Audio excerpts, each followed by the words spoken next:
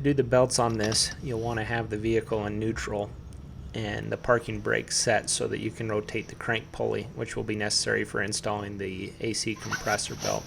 So starting out, rotating the tensioner bolt counterclockwise, where we leave the tension on the primary drive belt, and so that comes off pretty easily.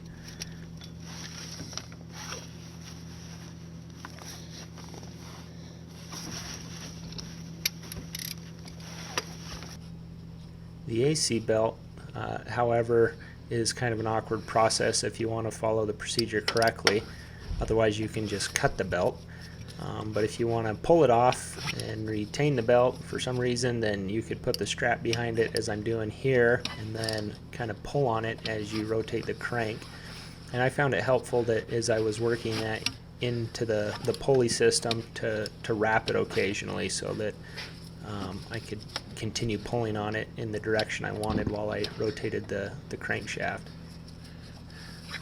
And in that manner I was able to walk it off and get it to where I could just pull it off.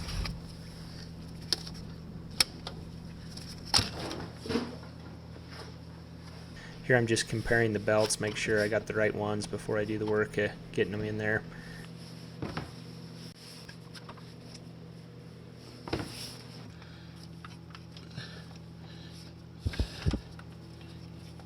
The new stretch belt, what you're supposed to do is zip tie it to the crank, through the crank pulley, and then walk it on.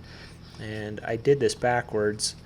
You're supposed to do this from the rear, so you put the belt on first behind the crank pulley, and then as you turn it, it will walk it forward and put it into place. But as you can see here, because I did it from the front, as it's going onto the crank pulley, it's walking it off of the AC compressor pulley.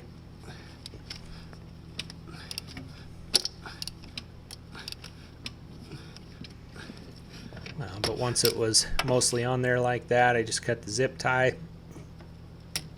and then I pushed on the belt, applied some pressure on it while I turned the crank, and it was awkward. I think you'll be saving yourself quite a bit of work if you did it correctly and installed it from behind the crankshaft pulley. But I got it in place by working it back and forth and applying pressure on the belt so everything's in the grooves.